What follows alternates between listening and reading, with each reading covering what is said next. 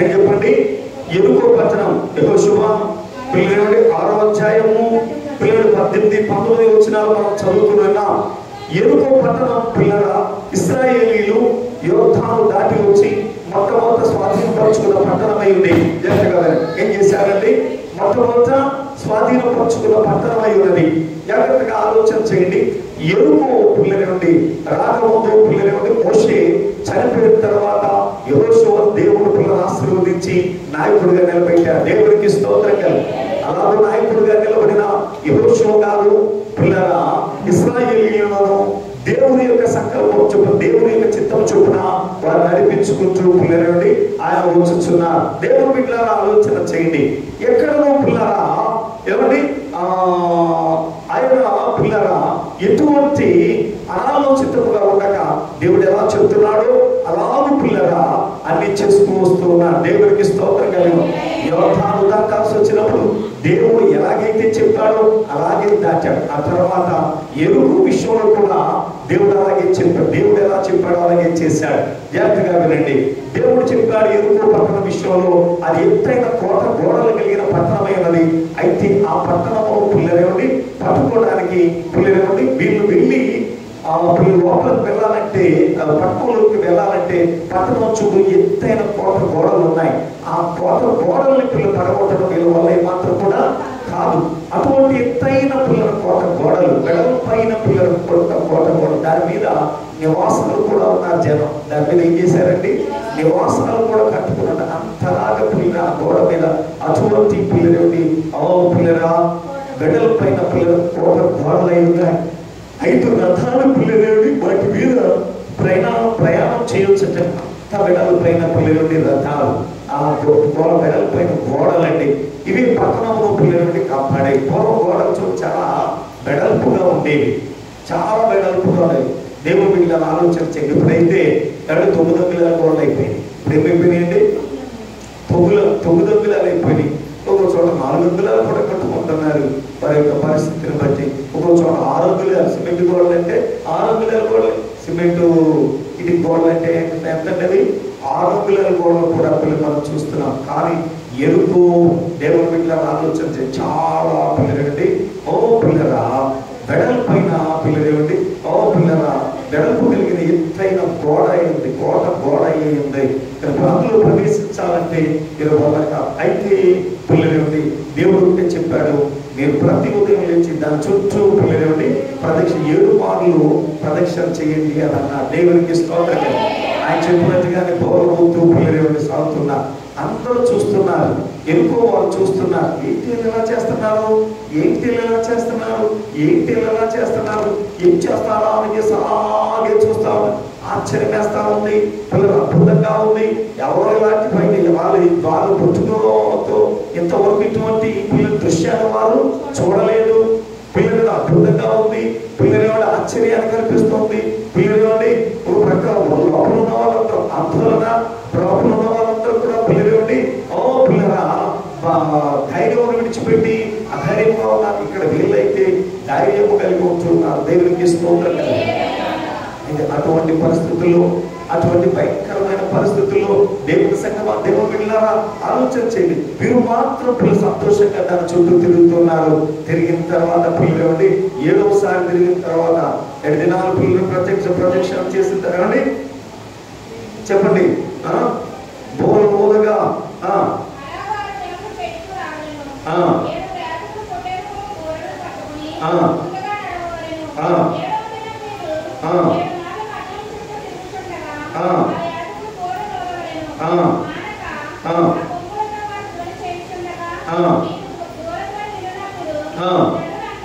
జనులందరూ ఆర్భాటముగా కేకలు వేయబడిను.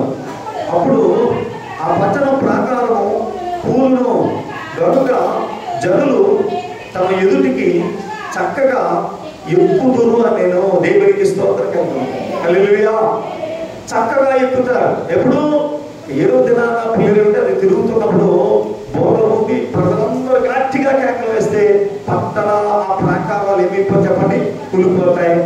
ప్రజలు మాత్రం చక్కగా పిల్లలు దాటిపోతారు. దేవునికి స్తోత్రం కలిగిన ఏమవుతారండి? చక్కగా దాటిపోతారు. నిజమే. అటువంటి గొప్ప కార్యం పిల్లలు జరగబోతూ ఉంది. అందరూ దేవునికి స్తోత్రం. ఈ కార్యం గురించి అందరూ సరి కూర్చొని వాక్యం వినండి పిల్లలండి. ఎవరికి నిద్ర వస్తే నిలబడి వాక్యం వినండి తప్ప నిద్రపో. దేవుని సన్నిధిలో చాలా జాగ్రత్తగా ఉండాలి. పిల్లలు మనకున్న లక్షణాలని మనం విడిచిపెట్టుకోవాలి దేవుని సన్నిధిలో. అంతేగాని దాన్ని యథేచ్ఛగా పిల్లలంటే కొనకుండా వీళ్ళంత వరకు జయించడానికే ప్రయత్నం చేయాలి. ఎవరికి వినండి అందరూ దేవునికి స్తోత్రం. హల్లెలూయా.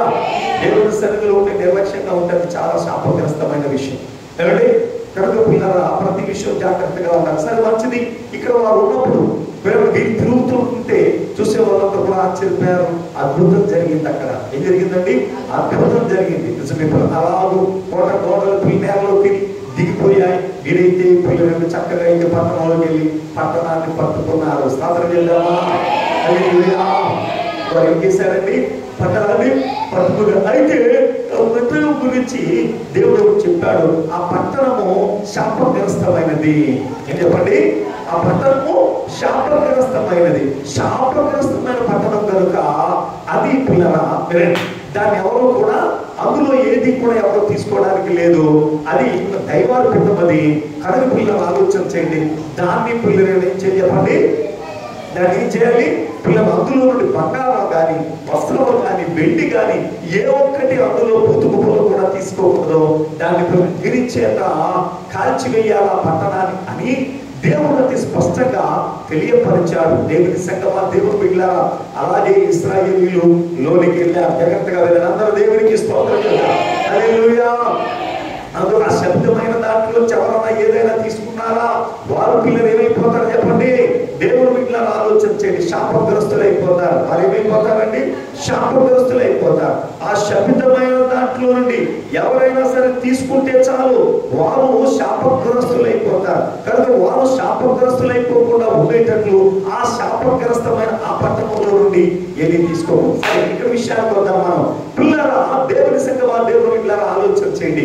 ఇక్కడ మన విషయంలో పిల్లలు అర్థం చేసుకోవాల్సింది ఏంటంటే శపించబడిన శాపగ్రస్తమైన ఆ పట్టణం పిల్లల గురించి ఇక్కడ మనం చూడాలి. అసలు ఎరుకో అని అంటే సువాసన కలిగిన పట్టణం. ఏ పట్టణం అండి? ఎరుకో అంటే ఏంటంటే సువాసన కలిగిన పట్టణము. ఏ పట్టణం అది? సువాసన కలిగిన పట్టణం. ఇప్పుడు సువాసన కలిగిన పట్టణం శాపగ్రస్తమైపోయింది. స్తోత్రం చేద్దామా? హల్లెలూయా. ఎంత భయంకరమైన విషయము, ఎంత పిల్లలేమండి గొప్ప విషయం అండి. ఎరుకో పట్టణము. ఓ పిల్లలే ఏమైపోతుంది చెప్పండి? పిల్లలు శాపగ్రస్తం అయిపోతుంది. పేరు చూస్తే పిల్లలు గొప్ప, ఊరు చూస్తే దిబ్బన్నట్టుగా పిల్లలేమండి వారి యొక్క పేరుకు తగినట్టుగా వారికి ఏమాత్రం కూడా లక్షణాలు పిల్లలు లేవు. దానికి లక్షణాలు లేవు. సువాసన వెదజల్లాల్సింది ఇప్పుడు ఏమైపోయి చెప్పండి? శాపగ్రస్తం అయిపోయింది ఆ పట్టణం. ఎందుకు సువాసన వెదజల్లాల్సిన పిల్లలు ఆ పట్టణము శాపగ్రస్తం అయిపోయింది అంటే అది శాపగ్రస్తమైన పనులు చేసింది. ఏం చెప్పండి? శాపగ్రస్తమైన పిల్లల దాంట్లో విగ్రహారాధన ఉంది. దాంట్లో పిల్లలు దైవభక్తి లేదు. దాంట్లో పిల్లలు వ్యభిచారం ఉంది. దాంట్లో మోసం ఉంది. దాంట్లో అసూయలు ఉన్నాయి. దాంట్లో పిల్లల కక్షలు ఉన్నాయి. అందులో భేదాలు ఉన్నాయి. అందులో ప్రపంచాలు ఉన్నాయి. అందులో పిల్లల ఐక్యత లేదు. అందులో ప్రేమ లేదు. వినండి, ఏమైందండి? అందులో ప్రేమ లేదు. ఆ యొక్క పట్టణం అంతా కూడా అతి భయంకరంగా దేవుని బిడ్డలారా ఆలోచన చేయండి పిల్లలారా. ఏమంటే చేయకూడని పనులతో ఆ పట్టణం అంతా నిండిపోయింది కనుక అది శపించబడిపోయింది. దేవునికి స్తోత్రం కలుగును. హల్లెలూయా. చెప్పండి, శపించబడిపోయింది ఆ పట్టణం. శాపగ్రస్తం అయిపోయింది. దేవుని బిడ్డలారా ఇంత మంచి పిల్ల కోటగా పెద్ద గోడలు కలిగిన పిల్లల వెడలిపోయిన ఎత్తైన గోడలు కలిగిన పిల్లల ఆ పట్టణం శపించబడిపోయింది. ఏమైపోయిందండి? శపించబడిపోయింది. ఎంత భయంకరం అండి ఇది! ఎంత భయంకరం అండి! అంతలా శపించబడిపోవడానికి కారణం ఏంటి? ఎందుకు ఇలా శపించబడిపోయింది? ఏమిటి పరిస్థితి? ఒకసారి మనం పరిశీలన చేసుకోవాలి. దేవునికి స్తోత్రం కలుగును. హల్లెలూయా. ఆయన సన్నిధిలో ఉంటున్న నేను కూడా ఇలా పిల్లల సంస్థలు కూడా అర్థం చేసుకోవాలి. ఎందుకు ఇది శపించబడిపోయింది? ఎందుకు ఇది శపించబడిపోయింది? ఎందుకు ఇది శపించబడిపోయింది? దేవుని ఇట్లా ఆలోచన చేయండి. మనం పిల్లలేమండి ఏ స్థితిలో ఉంటున్నాం? పేరు కోసం. పేరైతే ఏం చెప్పండి? ఎరుకో. ఏం చెప్పండి? ఎరుకు. ఎరుకు అంటే సువాసన కలిగిన పట్టణము. ఏ పట్టణం అండి? సువాసన. మరి పేరుకు తగినట్టుగా ఉందా? లేదు, శాపగ్రస్తం అయిపోయిందని దేవుడు చెప్తున్నాడు. చాలా మంది పేరు ఆనందరావు అని ఉంటుంది. ఏముంటుందండి? ఆనందరావు. ఆయన జీవితంలో ఆనందం ఉంటుందా? ఉండదు. పేరుకు తగిన విషయం. ఏమండి? పిల్లల సంతోషమ్మ అని చేసి అంటారు. ఆమె పిల్లలు ఏమండి? జీవితంలో సంతోషం ఉండదు. దేవునికి స్తోత్రం కలిగి. హల్లెలూయా. సుకుమార్ అని ఉంటుంది. ఏం చెప్పండి? సుకుమార్ అంటే మంచి పుత్రుడు అని చేసేవారిని కూడా చెడ్డ పనులే. దేవునికి స్తోత్రం కలిగి. హల్లెలూయా. ఒక పిల్లలండి, పిల్లల ఒక కుటుంబం గురించి పిల్లలు చెప్తా ఉన్నారు. ఒక ఆయన అంటున్నాడు, బావమరిది పిల్లల ఇంటి బావమరిది పిల్లలు చెప్తున్నాడు, మా బావగారండి తాగి చేసి అంతా పాడు చేస్తున్నాడండి. చెప్పేది వినడం లేదండి. తాగి చేసి అంతా కూడా పాడు చేసేస్తున్నాడండి. చెప్పేది వినడం లేదండి. అలాగేలాగని చెప్తున్నాను. అయ్యో, ఏంటి పరిస్థితి ఇలాగైపోతుంది? తాగుడుకు బానిసలు. పిల్లలు, దేవుని బిడ్డలు వినండి. ఎవరండి? పిల్లలు, పిల్లల యవనస్తులు తాగుడుకు బానిసైపోయి చేతులారా జీవితాలు పాడు చేసేసుకుంటున్నారు. తాగుడికి బానిసలైపోయి చేతులారా వారి కుటుంబాన్ని పాడు చేసేసుకుంటున్నారు. దేవుని బిడ్డల ఆలోచన, పిల్లలు కూడా ఆలోచించడం లేదు. కట్టుకున్న పిల్లలండి, భార్య కూడా పిల్లలు ఏం చేయడం ఆలోచించడం లేదు. అంతా కూడా ఎలా ఉంటుందంటే చేతులారా అంతా పాడు చేసుకుంటున్న పరిస్థితి కనబడుతుంది. ఏమయ్యా? ఎందుకనంటే పేరుకు తగిన జీవితాలు లేవండి.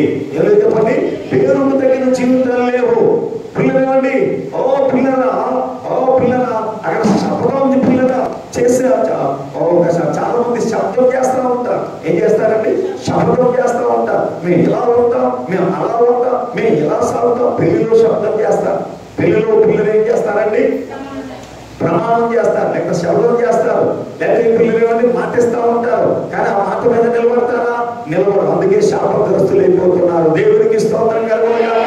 ఓ పిల్లలు ఏమండి బాప్తిసం పిల్లలు పొందేటప్పుడు ఓ పిల్లలు ఏమండి మా ప్రమాణం చేస్తారు. అయ్యా, అంచె వరకు నమ్మకంగా ఉంటానయ్యా అని అంటారు. కానీ నమ్మకంగా ఉంటారా?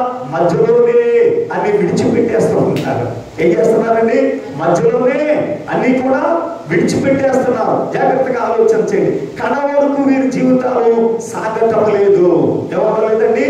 కడ వరకు వీరి జీవితాలు సాగటం లేదు. ఏదేదో అయిపోతుంది. ఏదేదో అయిపోతున్నాయి. కారణం ఏంటి?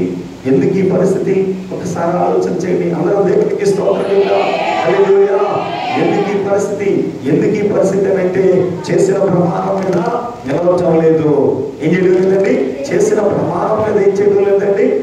చేసిన ప్రమాణం మీద నువ్వు నిలవకపోతే శాపగ్రస్తుగా అయిపోతావు. దేవునికి స్తోత్రం కలుగునుగాక. దేవుని సన్నిధిలో లేక దైవజనుని ఎదుట నీవు పిల్లలేమండి చేసిన ప్రమాణం నువ్వు ఏం చేయాలని? నెరవేర్చాలి. ఏం చేయాలండి? నెరవేర్చాలి. దేవుని బిడ్డలారా ఆలోచన చేయండి. చూడండి, ప్రసంగి గ్రంథంలో ఈ మాట రాయబడి ఉన్నాయి. దేవుని బిడ్డలారా ప్రసంగి గ్రంథము పిల్లరా, ప్రసంగి గ్రంథము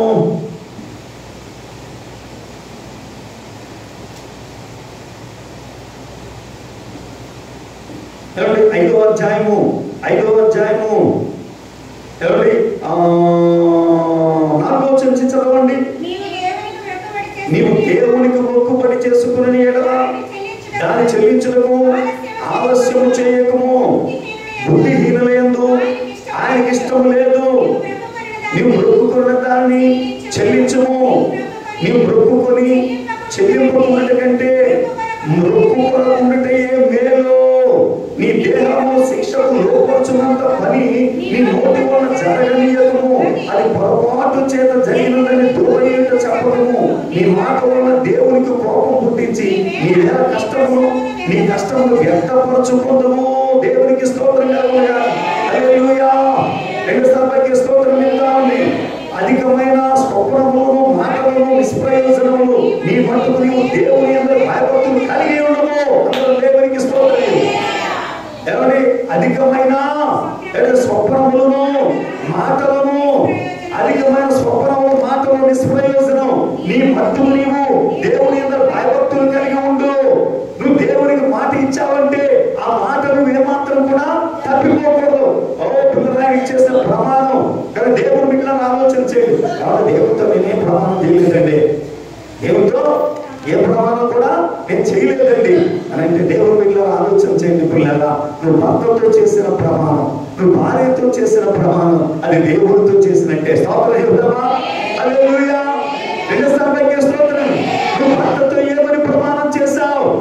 ఏమని ప్రమాణం చేశావు? అయ్యా నమ్మకంగా ఉంటామండి, ఈయనకే భార్య ఉంటానండి, ఈయనకే భర్తనై ఉంటానండి. మాటిచ్చావా లేదా? మాటిచ్చావా లేదా? మరి దాన్ని నిలబెట్టుకోకపోతే దేవుడు పిల్లల దాని ఎడల ఏం చేస్తాడు చెప్పండి? కోపగించు దేవుడై ఉన్నాడు, తన ఉగ్రతను చూపించే దేవుడై ఉన్నాడు. మాట ఇచ్చామంటే ఆఖరి వరకు కూడా ఏం చెప్పండి? నమ్మకంగా నువ్వు సాగాలి. అందరూ దేవునికి స్తోత్రం చేద్దాం, రెండుసార్లు స్తోత్రం చేద్దాం. మాట ఇచ్చావంటే ఆఖరి వరకు కూడా నమ్మకంగా నువ్వు పిల్లలు ఉండి సాగే పిల్లల జీవితం అయి ఉన్నారు. ఆ మాట నువ్వు నిలబెట్టుకోవాలి. నీ పిల్లలతో నువ్వు మాట ఇచ్చావంటే పిల్లలు ఏమండి? పిల్లరా ఆ మాట నువ్వు నిలబెట్టుకోవాలి. అలాగే పిల్లలు ఏమండి? నీ ఇంటి వారితో నువ్వు మాట ఇచ్చావంటే నా మాట నిలబెట్టుకోవాలి. ప్రభు చెప్తాడు, మీ మాట అవును అంటే అవును, కాదు అంటే కపటముగా ప్రమాణం చేయకూడదు. ఏం చేయకూడదండి? కపటంగా ప్రమాణం ఏమాత్రం కూడా చేయకూడదండి. కపటమైన ప్రమాణాలు చేయకూడదు. దేవుని పిల్లల ఆలోచన చేయండి. మన పిల్లల ఎంత వరకు పిల్లల మన పిల్లల మాట్లాడాలి. అధికమైన మాటలు ఉండకూడదు, అధికమైన స్వభావాలు కూడా మనం నమ్మకూడదు. మనం నమ్మాల్సింది దేవుని ఎంత భయభక్తుల్నే. స్తోత్రం చెప్తామండి. హల్లెలూయా. ఏం నమ్మాలండి? దేవుని ఎందలి భయభక్తుల్నే నమ్మాలి. లేకపోతే శాపగ్రస్తులు అయిపోతాం. సువాసన కలిగిన పట్టణం, ఎంతో మధురమైన పట్టణం, ఎంతో ఉన్నతమైన పట్టణం, ఎంతో గొప్ప పట్టణం ఏమైపోయింది? శాపగ్రస్తం అయిపోయింది. ఏమైపోయిందండి? శాపం. కనుక పిల్లలని నా జీవితాలు శాపగ్రస్తము కాకుండా ఏనండి ఏం చెప్పండి? మన జీవితాలు శాపగ్రస్తం కాకుండా ప్రభు సన్నిధిని పిల్లలని ప్రభువుకు లోబడే వారముగా మనం ఉండాలని ప్రభు పేట మీ అందరికి కూడా తెలియపరుస్తున్నా. దేవునికి స్తోత్రం కలండి. హల్లెలూయా. ఓ పిల్లలండి, ఈ పట్టణం ఎందుకు శాపగ్రస్తమైపోయింది అని అంటే దేవుని బిడ్డలారా ఆలోచన చేయండి. ఈ పట్టణంలో దైవ భక్తి లేదు. ఏమైందండి? దేవుని యొక్క భయభక్తులు ఏమాత్రం కలదు. పిల్లరా దేవుని యొక్క భయభక్తులు కలిగిన వాడు ధైర్యము చెడిపోడు. ఏం చెప్పండి? ఈ పట్టణస్తులందరూ కూడా ధైర్యం చెడిపోయారు. ఏం చేశారండి? ధైర్యం చెడిపోయారు. దేవుని బిడ్డలారా ఆలోచించే ధైర్యం చెడిపోయారు వీళ్ళందరూ కూడా. ఎందుకంటే పిల్లలు ఏమండి? ధైర్యం ఎప్పుడు చెడిపోతారంటే నీ భక్తి సరైనది కానప్పుడు నువ్వు ధైర్యం చెడిపోతావు. దేవునికి స్తోత్రంగా. నీ భక్తి లోపంగా ఉన్నప్పుడు నువ్వు ధైర్యం చెడిపోతావు. పిల్లల రెండవది, ఈ పట్టణంలో పిల్లలండి విగ్రహారాధన ఉంది. ఏముందండి? తన తాను నమ్ముకోవటం. విగ్రహారాధన అంటే విగ్రహం పిల్లలు దండం పెట్టడమే కాదు, తనను తను నమ్ముకో. నేనేదో పెద్ద గొప్పవాడిని, నేను ఏదైనా చేసేయగలను, ఏదైనా సాధించేయగలను, ఎలాగైనా సాగిపోతాను, ఎలాగైనా ఉంటా. నీ మీద నీకున్న కాన్ఫిడెంట్. అయ్యో మనం ఎలా చేయగలమా? ఎంతవరకు వెళ్ళగలమా? పిల్లలు లేకుండా చెప్తారు. ఏదైనా ఒక నిర్మాణం చేసేటప్పుడు ఆ నిర్మాణం మనం పూర్తి చేయగలమా లేదా? ముందు పిల్లలు లెక్కలు వేసుకోవాలి. ఏం చేసుకోవాలండి? లెక్కలు వేసుకోవాలి. దేవునికి స్తోత్రం కలగాలి. హల్లెలూయా. చెన్నయ్య గారు ఎప్పుడైనా సరే పిల్లలు ఒకటి అడుగుతారు, దానికి ఎంత ఉంది, దీనికి ఎంత ఉంది, ఆ లెక్క కట్టి నాకు పంపించండి అని చేశాను అనండి. ఆ లెక్కలు కట్టుకోవడంలో పిల్లలండి పిల్లలు గొప్ప మాస్టర్. దేవునికి స్తోత్రం కదా. హల్లెలూయా. మేమైతే ఇంకా ఏం చూడం, పిల్లలు మొదలు పెట్టేద్దాం, వదిలేద్దాం అంటారు. లెక్కకి ఎంతవరకు చేయగలమా, ఎంతవరకు ముందుగా పిల్లలండి ఆ ఖర్చులు ఎంత అవుతాయి, దీనికి ఎంత అవుతాయి, దానికి ఎంత అవుతాయి, ఇవన్నీ కూడా చాలా చక్కగా పిల్లలు అయినా చూసుకుని దాన్ని బట్టి పిల్లలేమండి ముందుకు వెళ్ళి పిల్లల విధమైన దగ్గర ఉంది. దేవుడు పిల్లల ఆలోచించండి. అందరూ దేవునికి స్తోత్రం. దేవుడు మనకు జ్ఞానవంతులైన పిల్లల్ని ఇస్తాడు. దేవుడు మనకు పిల్లలు ఉన్నతులైన పిల్లల్ని ఇస్తాడు. వారు మనం జాగ్రత్తగా కాపాడుతూ నడిపించుకుంటూ ఉండాలి. దేవుడు పిల్లల ఆలోచించే వారి కోసం మనం ప్రార్థన చేయాలి. పిల్లలేమండి పిల్లలు చూడండి, ఇక్కడ ఎరుపులో పిల్లలేమండి ఎలాంటి కట్టుబాట్లు ఏమాత్రం కూడా వెచ్చవిడి అయిన తనం, ఒకరొకరు మోసం చేసుకునే తనం, వాళ్ళు ఐక్యత లేదు. ఏమి లేదండి? ఐక్యత లేదు. కనుకనే పిల్లలేమండి ఎవరికి వారి అన్నట్టుగా ఉన్నారు. అందుకే రహాబు పిల్లలు శత్రువులకు ఆశ్రయం ఇచ్చింది. పిల్లలు ఏం చేసిందండి? అప్పుడు ఆ పిల్లలేమండి ఆ దేశపు రాజును మోసగించింది. ఏం చెప్పిందండి? రహాబు శత్రువులకు ఆశ్రయం ఇచ్చి పిల్లలు ఆ దేశంలో ఏం చేసింది చెప్పండి? దేశ రాజును మోసగించింది. చాలా మంది అలాగే బయట వాళ్ళ మాటలు వింటారు, బయట వాళ్ళు మనకి ఇంట్లో వాళ్ళని పిల్లలండి బయట పిల్లల్ని చెడ్డ చేస్తూ ఉంటారు. ఇంట్లో వాళ్ళు ఏం చేస్తారండి, బయట చెడ్డ చేస్తూ ఉంటారు. దేవుని పిల్లలను ఆలోచన చేయి. అటువంటి పిల్లల తీరు మనలో ఏమాత్రం కూడా ఉండకూడదు. మనలో పిల్లలు ఏముండాలి, ఐక్యత ఉండాలి. దేవునికి స్తోత్రం కలుగుతుంది. హల్లెలూయా. మంచిదైన దానికి కట్టుబడి ఉండాలి. పిల్లలు ఏదైతే నీతైనదో దానికి కట్టుబడి ఉండాలి, దానికి ధైర్యమై ఉండాలి. కుడికైనా ఎడమకైనా తొలగకుండా నిలుచు వాళ్ళము కావాలి. అలా ఉంటే సువాసన కలిగిన పట్టణములుగా మనం ఉంటాం. దేవునికి స్తోత్రం. లేదా దానికి భిన్నముగా ఉంటే శాపగ్రస్తులం అయిపోతూ ఉంటాం. దేవునికి స్తోత్రం చెప్తామండి. హల్లెలూయా. స్తోత్రం. మరి ఏం చేయమంటే, మా కోడలు మా మాట్లాడండి, మా అబ్బాయి మా మాట్లాడండి, అలాగండి ఇలాగండి అని చేసి చాలా మంది ఏం చేస్తుంటారంటే చెప్తారు. నిజమే, ఏమీ లేకపోతే పిల్లలు ఈ బతుకు దేనికి, ఏమీ లేకపోతే ఈ బతుకు దేనికండి, ఈ బతుకు దేనికి ఇచ్చాడు దేవుడు? ఈ బతుకు గురించి ఏం చెప్తున్నాడు? భూమి మీద నరని కాలం యుద్ధ కాలం కాదా, వారి దినములు కూలి వారి దినములు కాదా. అన్ని కష్టాలే, దాన్ని ఎదుర్కోవడానికి ఏం చేయప్పండి, సిద్ధపడి ప్రార్థన చేయాలి. దేవునికి స్తోత్రం. అదే నేను కష్టాలు పోరాదని, నేను కష్టాల్లో ఉన్నానని చేసి నయ్యో ఏం చేసి చెప్పండి, పిల్లల ఎడపోయింది, మోయాబు దేశానికి పోయింది. అక్కడ క్షేమంగా చూసిందా? ఎక్కడికి వెళ్ళినా అక్కడ చూపించబడిపోయింది. వరద కూడా పోగొట్టేసుకుని రిక్తురాలుగా వచ్చింది. కష్టాల్లో, కన్నీళ్ళు, పిల్లల బాధలు, ఇరుకుల్లో వదిలేసి పారిపోతే పిల్లల కాదు, నిలిచుండి దానికోసం ఏం చేయాలి చెప్పండి, పట్టుబట్టి ప్రార్థన చేయాలి. దేవుడికి స్తోత్రం.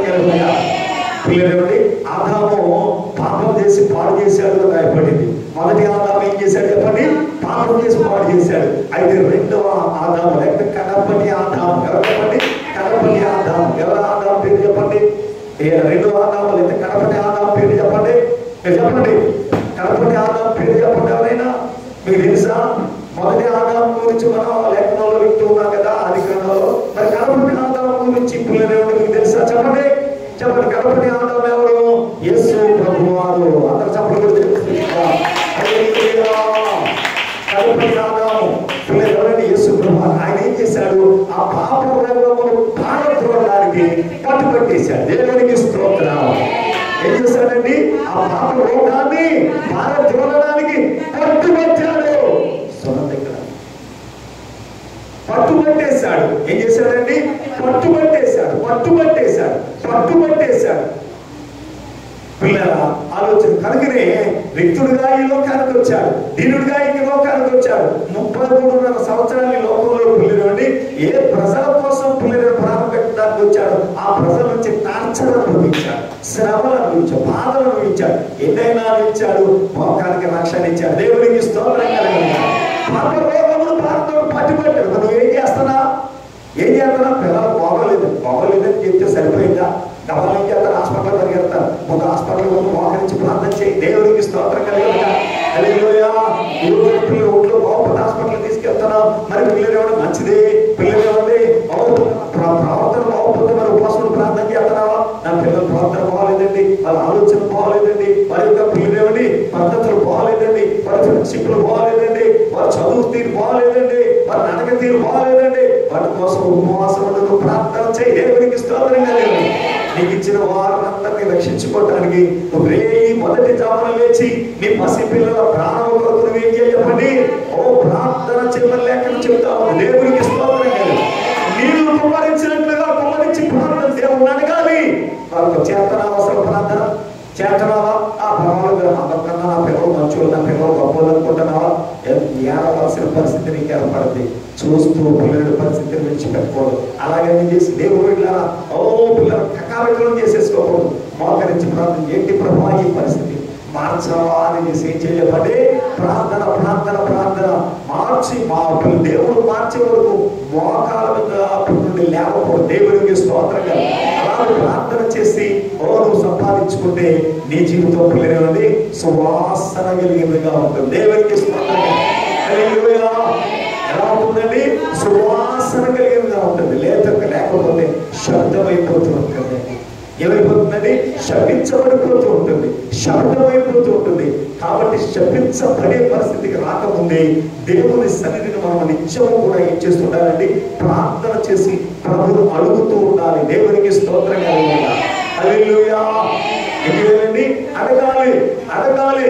దేవుని బిడ్డలారా అందరూ దేవునికి స్తోత్రం, రెండు స్తోత్రం. హల్లెలూయా.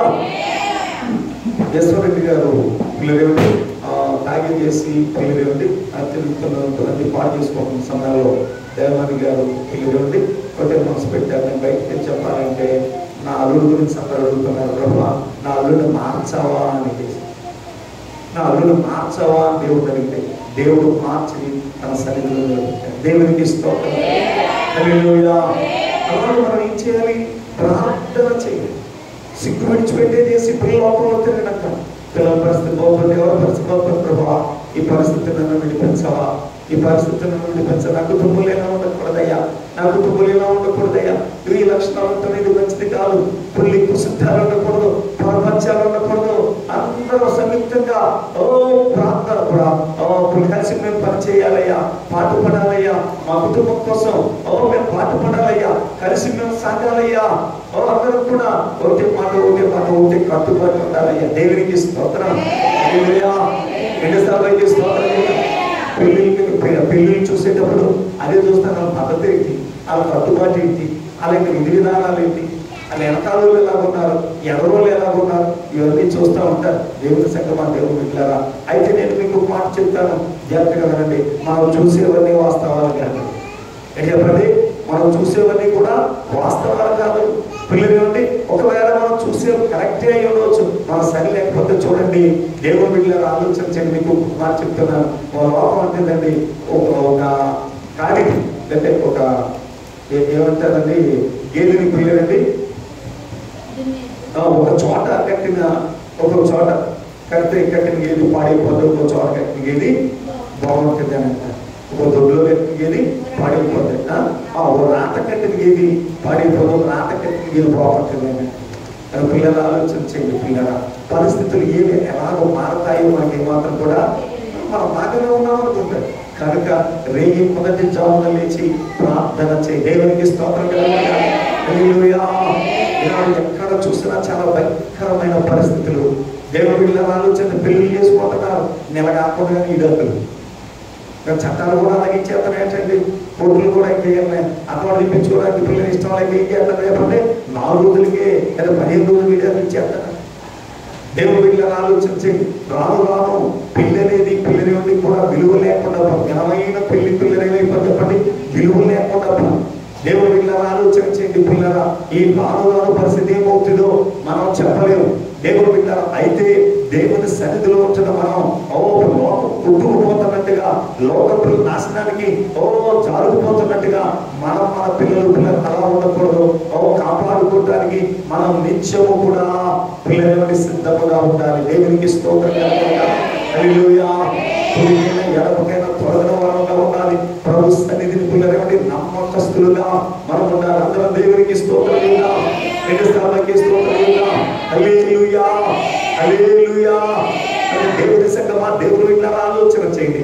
ఆయన సన్నిధిని పిల్లరా మనం ఎల్లప్పుడూ ప్రార్థనతో సిద్ధముగా ఉండాలి. మన కుటుంబాల్లో పిల్లరా చూడండి. పిల్లరా ఈ యొక్క పిల్లలు ఇవ్వండి కార్యములు ఏమాత్రం కూడా ఉండకూడదు. చూడండి, గలతీయులకు రాసిన పత్రిక 5వ అధ్యాయము, గలతీయులకు రాసిన పత్రిక అపోస్తలుడైన పౌలు గారు గలతీ సంఘానికి రాసిన పత్రిక 5వ అధ్యాయము 11వ నుంచి చదవండి. శరీర కార్యములు స్పష్టమైనవి, అవి అనగా జారత్వము, అపవిత్రత, కాముకత్వము, విగ్రహారాధన, అవిచారము, ద్వేషములు, కలహములు, మత్సరములు, క్రోధములు, కక్షలు, భేదములు, విమతములు, అసూయలు, మత్తతలు, అల్లరితో కూడిన ఆటపాటలు మొదలైనవి. వీటిని వచ్చి దేవునికి స్తోత్రం కలుగుగా. అల్లరితో కూడిన ఆటపాటలు ఏంటండి? అల్లరితో కూడిన ఆటపాటలు. సినిమాలన్నీ కూడా అల్లరితో కూడిన ఆటపాటలే. దేవుని పిల్లలు ఆలోచన చేయండి. పిల్లరా ఎవరి ఇంకా లోపల కూడా అతి జాగ్రత్తగా మనం ఉండాలి. అతి జాగ్రత్తగా ప్రభు సన్నిధిని మనం ఏం చెప్పండి, సాగిపోయే వారు కావాలి. అందరం దేవునికి స్తోత్రం. బలహీనముగా మనం ప్రభు సన్నిధిని ఉండకూడదు. ప్రభు సన్నిధిని మనం బలవంతులుగా ఉండాలి. పుడికైనా ఎడవకైనా తొలగిన వారుగా ఉండాలి. రాదు మనం ఉన్నట్టయితే దేవుని యొక్క కార్యములు మనం ఏం చేస్తాం చెప్పండి, చూడగలుగుతాం. ఏం చేస్తామండి? దేవుని యొక్క కార్యములు మనం చూడగలుగుతాం. పుడికైనా ఎడవకైనా తొలగిపో, ప్రభు ముందు బలవంతులమై ఉంటామని ప్రభు పేట మీ అందరికి కూడా తెలియపరుస్తున్నా. కనుక దేవుడు బిడ్డలారా, శాపగ్రస్త సువాసన కలిగిన పట్టణాలుగా పిల్లలు ఉండాలనుకుంటున్నామా? శాపగ్రస్తమైన పట్టణాలుగా మారిపోదామని సువాసన కలిగిన వారంగా ఉండాలనుకుంటున్నామా? శాపగ్రస్తమైన వారంగా ఉండాలంటారు. శాపగ్రస్తమైన వారంగా మనం ఉండకూడదు. ఎలా ఉండాలి? సువాసన కలిగిన వారంగా ఉండాలి. దేవుడికి స్తోత్రం. సువాసన కలిగిన వారంగా మనం ఉండాలంటే అదే అధ్యాయంలో చెప్పబడుతుంది. చదవండి, 5వ అధ్యాయం 22వ వచనం నుంచి చదవండి. అయితే ఆత్మ ప్రేమ ఫలమేమనగా ప్రేమ, సంతోషము, సమాధానము, దీర్ఘశాంతము, దయాళుత్వము, మంచితనము, విశ్వాసము, సాత్వికము, ఆశా నిగ్రహము. దేవునికి స్తోత్రం గారు. హల్లెలూయా. ఎన్నిసార్లు స్తోత్రం చెప్తా? ఏముండాలండి? ఆశా నిగ్రహం. ఏముండాలండి? ఆశా నిగ్రహం. ఆశ కప్పులు పుట్టేసినట్టే అది పిల్ల సరిహద్దులు దాటేసేదిగా ఏమాత్రం కూడా ఉండదు. ఆశా నిగ్రహం అంటే పిల్లల అచ్చటని పిల్లల ఇది ఎంతవరకు మనకు సంబంధం లేదు అని చేసి పిల్లలను విడిచిపెట్టగలిగిన వారమై ఉండాలి. దేవుడు బిడ్డ మన కోరిక పుట్టింది కదా అని చేసి మనం ఇష్టానుసారంగా సాగిపోయే వారు ఏమాత్రం కూడా ప్రభు సన్నిధిని పిల్లలు ఉండి మన ఆశలు పిల్లల అదుపులో పెట్టుకుని మన మాటలు అదుపులో పెట్టుకుని దేవుడి సన్నిధి సాగిపోతూ ఉండాలి. అంతేకాదు మనలో ప్రేమ ఉండాలి. ఏముండాలండి? ప్రేమ ఉండాలి, సంతోషం ఉండాలి, సమాధానం. దేవుడికి స్తోత్రం కలిగి ఉండాలి. ఏముండాలండి? ఇంట్లో సమాధానంగా ఉండాలి. దేవుడు వెళ్ళాలని ఇంట్లో సమాధానం లేకపోతే ఎలా ఉంది? ఈ పరిస్థితిని పిల్లల్ని అలా విడిచిపెట్టేయకూడదండి. పిల్లలు చూడండి, ఒక ఏదైనా ఒక వస్తువు పిల్లలు ఇవ్వండి, కూరగాయ పిల్లలు సగం కుళ్ళిపోయింది అనుకోండి, కఠిన దెబ్బతింటాం. అలా వదిలేస్తామా? వదిలేస్తే ఏమైపోతుంది? మొత్తం అంతా దాన్ని ఏం చేస్తారు? పుల్లుని ఆ డాగులు తోసేసి తీసేస్తారు. అప్పుడు పిల్లలు ఆ కాయ ఇంకా పిల్లలు పెట్టారు. దేవుడు పిల్లలు షుగర్ పేషెంట్లు చూడండి, కాలు అయినా దెబ్బ తగ్గుతుందనుకోండి, అది పిల్లలు అలా వదిలేస్తారు. పైకెక్కారు. ఏనండి ఏమవుతుంది? రాదు పైకి ఎక్కేస్తుంది. జాగ్రత్తగా ఇప్పుడు మనిషి కూలిపోయే పరిస్థితి వచ్చారు. మనిషి కూలిపోయే పరిస్థితి జాగ్రత్తగా అందరూ దేవుడికి స్తోత్రం. హల్లెలూయా. ఆ పరిస్థితి రాకుండా ముందుగానే ఏం చేయాలి? డాక్టర్లు దాన్ని పిల్లలు ఏమండి స్టార్టింగ్ లోనే దాన్ని తీసేద్దామంటారు, ఆరంభంలోనే వాటిని తీసేద్దామంటారు. మన జీవితాలు కూడా అలాగే పిల్లలు ఏమండి ఆరంభంలోనే పిల్లలు ఏమండి మన కుటుంబాల్లో నుండి పరిస్థితులు మనం పిల్లలు ఏమండి చక్క పెట్టుకునే వారే ఉండాలి. కుటుంబాల్లో పిల్లలు ఉండి మంచి కుటుంబాలను కట్టుకునే వారంగా ఉండాలి. సువాసన కలిగిన కుటుంబాలుగా ఉండాలి. పైకేమో పిల్లలు గొప్పగా ఏదో పిల్లలు బయట పదకి పోతారండి, ఇంట్లో ఏగా పోతారు. బయట పిల్లలు గొప్పవారు కనబడతారు, బయట పిల్లలు ఎంతో పిల్లలు కనబడతారు. కానీ లోపలంతా ఎలా ఉంటుంది చెప్పండి? అంతా పుల్లు కపటంతో నిండిపోయి ఉంటుంది. దేవుడికి స్తోత్రం కలిగిన ద్వేషాలతోనూ పిల్లల అసూయలతోనూ కక్షలతోనూ ఏమైపోయి చెప్పండి? అక్కడ పిల్లల ఎంత దాచుకున్నా ఎప్పటికైనా బయటకు వచ్చేద్దండి. అది ఏమైపోతుంది? ఎంత దాచుకున్నా మనలో పిల్లల లక్షణాలు అన్ని కూడా బయటకు వచ్చేస్తాయి. కాబట్టి ఆ బయటకు వచ్చి పిల్లలు ఉండి జీవితాలు పాడవక ముందే ఆయన సన్నిధిని పిల్లగా రేయి మొదటి జాములు లేచి మరపెట్టి మనం పిల్లలు ఉండి సువాసన కలివారుగా మన కుటుంబాలు చక్క పెట్టుకోవాలి. దేవుడికి స్తోత్రం కలుగుగా. హల్లెలూయా. దేవుడికి స్తోత్రం కలుగుగా. హల్లెలూయా. ఓ పిల్లలు ఉండి యవ్వనస్తులు పిల్లలు జాగ్రత్తగా ఉంటారు. అలాగే వృద్ధులు పిల్లలు చాలా మంది ఏమనుకుంటారంటే నేను పెళ్లి చేశాం, ఆ బతికేదాన్ని వదులుతారు, ఇంకా మనకి పని లేదని చేశాను. వాళ్ళ గురించి నువ్వు ప్రార్థన చేయాలి. నీ పిల్లలు పిల్లలేండి కొడుకు పిల్లలైనా కొడుకు కుటుంబమైనా కూతురు కుటుంబమైనా వాళ్ళ కోసం ఏం చెప్పండి? ప్రార్థన చేసుకుంటారు. దేవుడికి స్తోత్రం కలగాలి. కొడుకు కుటుంబమైనా కూతురు కుటుంబమైనా సరే లేచి ఏం చెప్పండి? ప్రార్థన చేస్తూ ప్రభుని అడుగుతూ ఉంటారు. అయ్యా కుటుంబాలను ఆ కుటుంబంలో లోపం ఉందని చూశారు ప్రభు, అలాంటి ఒక ప్రభుని అడగా, అయ్యా నేను వారితో చెప్తాను, మరి నా మాట వారు విన్నట్టుగా నువ్వు సాయం చేయవా? నేను వారితో చెప్తాను, నా మాట విన్నట్టుగా సాయం చేయవా? నేను వారితో చెప్పిన వారు వినాలి కదా ప్రభువా, వారు నా మాటకు విలువాలి కదా ప్రభువా. అయ్యా తిరగబడిపోతానేమో, కాబట్టి నేను మాట చెప్తే వారు విన్నట్టుగా సాయం చేయి ప్రభువా. మాట చెప్పాలి కదా, మనం ఏం చేయాలండి? మాట కూడా మనం చెప్పాలి. అన్ని విషయాలు కూడా అతి జాగ్రత్తగా ఆయన సన్నిధిలో మనం ఉండేవారు కావాలి. దేవుడికి స్తోత్రం కలిగిన సువాసన కలిగిన పట్టణం ఏంటండి? ఎరుపు. అలాంటిది ఏమైపోయి శబ్దమైపోయింది. అందులోంచి ఏ వస్తువు తీసుకున్నా కానీ అదంతా కూడా ఏమైపోతుంది చెప్పండి? అందులో నుండి పిల్లల నుండి తీసుకుంటే పిల్లల నుండి ఆకారం అనేవాడు అందులో నుండి సేనా వస్త్రాన్ని, బంగారు కమ్మిని, వెండి కమ్మిని తీసుకున్నాడండి. తీసుకుంటే గుడారం దాస్తున్నాడు. ఓ పిల్లరా, ఇశ్రాయేలుకి అపజయం వచ్చేసింది. వచ్చేసిందండి, ఇశ్రాయేలుకి వచ్చేసిందండి, అపజయం వచ్చేసింది. ఇది తీసుకెళ్ళి ప్రాంతం గుర్తి చెప్పేశారు. కాబట్టి చూడండి, మనం చదువుకుని ఈ శరీర కార్యములు ఏదైతే ఉన్నాయో దాన్ని మనం అసలు తీసుకోకూడదు. ఏనండి, ఏం చేయకూడదండి?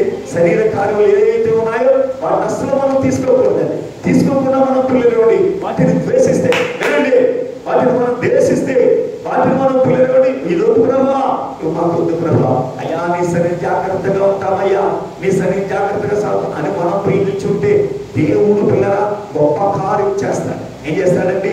దేవుడు గొప్ప కార్యం చేస్తాడు. మనం ఏదైతే పిల్లలండి పనికి రాని దాన్ని మనం ద్వేషించినప్పుడు, ఆయనకి ఇష్టం లేని దాన్ని మనం ద్వేషించినప్పుడు మన యందు ప్రభు సంతోషిస్తాడు. దేవునికి స్తోత్రం కలిగి ఉంటాడు. ఏం చేస్తాడంటే ప్రభు మన యందు ఆయన సంతోషించాలంటే ఆయనకి ఇష్టం లేనిదే ఏదైతే ఉందో అది మనకి ఇష్టం లేనిదిగా ఉండాలి. దేవునికి స్తోత్రం. ఆయన ఇష్టం లేనిది ఏదైతే ఉందో అది మనకి కూడా ఇష్టం లేనిదిగా ఉండాలి. మనం ఆయన సన్నిధిని పిల్లగా బలవంతులుగా ఉండాలి. దేవునికి స్తోత్రం. హల్లెలూయా. ఆయన సన్నిధి మనం ఎలా ఉండాలండి? బలవంతులుగా ఉండాలి. కాబట్టి దేవుని సంగమా దేవుని పిల్లగా ఆలోచన చేయండి. ఆయన సన్నిధిలో గుడికని ఎడవకైనా తొలగని వారుగా ప్రభు సన్నిధి బలవంతులుగా ఉండి మనం సాగాలని ప్రభు పేట మీకు తెలియపరుస్తున్నా. కానీ దేవుని బిడ్డలారా సువాసన కలిగిన పట్టణాలుగా దేవుడు మనల్ని సువాసన కలిగిన కుటుంబాలుగా దేవుడు పిల్లలైన మనల్ని సువాసన కలిగిన పిల్లనివ్వండి విశ్వాసులుగా దేవుడు మనం తయారు చేయాలనుకుంటున్నాడు. కాబట్టి అలాగే దేవుని సన్నిధిలో ఉండి సువాసన కలిగిన అంటే మంచి వారముగా ప్రభు భక్తులుగా దేవుని సన్నిధి ఎదగా దేవునికి స్తోత్రం కలిగి శాపగ్రస్తులుగా మనం ఏమాత్రం కూడా మిగిలిపోకూడదు. శాపగ్రస్తులుగా మనం మిగిలిపోకూడదు. శాపగ్రస్తులుగా మనం మిగిలిపోకూడదు. శపితమైనదంటే అపజయాలయం. మనకి జయం అనేది మన జీవితంలో ఎప్పుడు కూడా ఎన్నడూ కూడా కలగదండి. జయం అనేది ఎప్పుడు ఎన్నడూ కలగదండి. అంతా కూడా ఏమొస్తుంది చెప్పండి? అపజయం, అపజయం, అపజయం, అపజయం, అపజయం. అపజయాల పాటలు సాగేవారముగా ఉండగా జయాల పాటలు సాగేవారముగా ఉండి ప్రభు సన్నిధిని సాగిపోవడం కావాలని ప్రభు పేట మీ అందరికీ కూడా తెలియపరుస్తున్నాం. అట్టి రీతిగా ప్రభు సన్నిధి సాగిపోదాం. దేవుడి వాక్యం దీవించునుగాక. ఆమె మోకరించండి, ప్రార్థన చేసుకుందాం. అందరూ మోకరించి కళ్ళు మూసుకుని ప్రార్థన చేద్దాం. పిల్లరా ప్రార్థన చేద్దాం. సువాసన కలిగిన పట్టణం శబ్దమైన పట్టణంగా ఎందుకు మారిపోయింది? మన దేవుడు సువాసన కలిగిన వారుగా మరలా తిరిగి తీర్చిదిద్దాలని ఆయన చూస్తున్నాడు. ఆయన సన్నిధిలో మనం శపితమైన వారంగా మనం మారిపోకూడదు. శపితమైన వారంగా మనం మారిపోకూడదు. ఆయన సన్నిధిని పిల్లగా శపితమైన దానిగా మనం తయారైపోకూడదు.